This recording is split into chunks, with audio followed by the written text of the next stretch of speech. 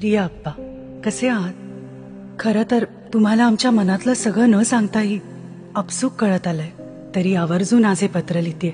हे पत्र माझं एकटीचं नाहीये, तरी साऱ्या वसई विरार मधल्या तुमच्या हजारो कुटुंबियांचं मनोगत आहे. बरेच दिवस, खरं तर जवळपास 3 वर्ष हे बोलायचं राहून गेलंय.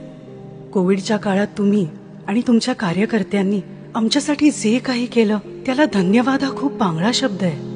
तरी पण हा एक छोटासा प्रयत्न करते. कोविडच्या त्या भयान काळात भीतीचा काळा कभिन्न अंधार घराघरांत आणि मनामनांत दाटलेला होता. संपूर्ण जग जणू थिजून गेलं होतं. पण अशा वेळी तुम्ही एक आशेचा किरण बनून समोर आलात. दुकानं सारी बंद, गरजेच्या गोष्टी मिळणं कठीण झालेलं असताना, सर्वांची पोटं भुकेनं व्याकुळलेली असताना तुम्ही रोज 1 लाख ताटं खिचडी वाटली. हा आपला मतदार आहे की नाही असा क्षुद्र विचार तुमच्या मनाला शिवला देखील नाही. तुमच्यासाठी फक्त माणुसकी महत्वाची होती. आपल्या कार्यकर्त्यांनी निस्वार्थ भावनेने लोकांची सेवा करत आम्हाला आघाडीच्या उदात्त संस्कारांचा खरा परिचय दिला. रेशनचं संकट आ वासून उभं होतं. सरकारनं दिलेलं रेशन अपुरं होतं. त्यात फक्त धान्य होतं. परंतु तुम्ही कोणालाही उपाशी राहू दिलं नाही. तुम्ही आणि तुमच्या कार्यकर्त्यांनी प्रत्येक घरात पोचून व विरोधकांची टीकाही पत्करून आम्हाला रोजच्या भाज्या दिल्या.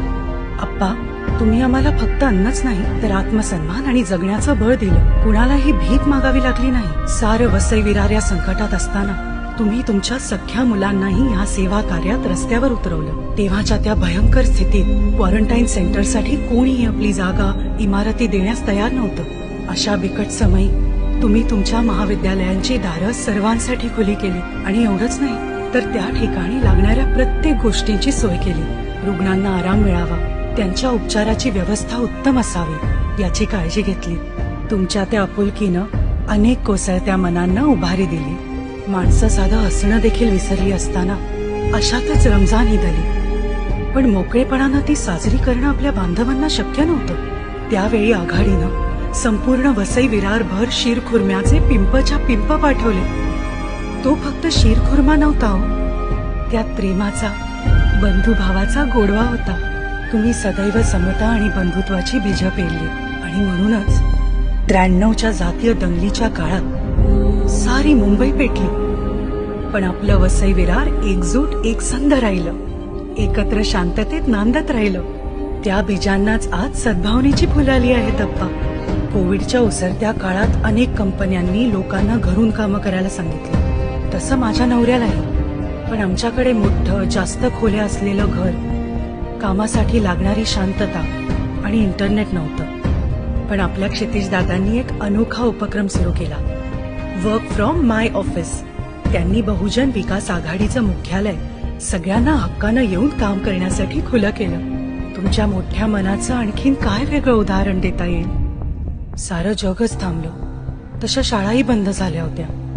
माझ्या लेकरांचं शिक्षणही थांबलं आणि भविष्य सुद्धा. पण तुमच्या विवा कॉलेजनं एक अभिनव उपक्रम हाती घेतला. शाळा आपल्या घरी आणि 1ली ते 10वी पर्यंतच्या विद्यार्थ्यांसाठी मोफत ऑनलाईन शिक्षण उपलब्ध करून दिलं. या प्रयोगामुळे कित्येक मुलांच्या भविष्याची दिशा बदलली. तुम्ही माझ्या लेकरांची महत्वाची वर्ष वाचवली.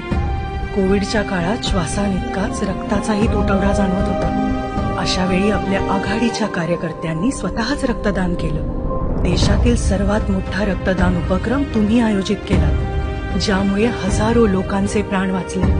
आप्पा, कोविड काळात तुमचं नेतृत्व आणि तुमचा सेवाभाव आमच्या समोर आदर्श आहे. पुन्हा एकदा म्हणते की धन्यवाद हा खूप पांगळा शब्द आहे, तरी धन्यवाद आप्पा.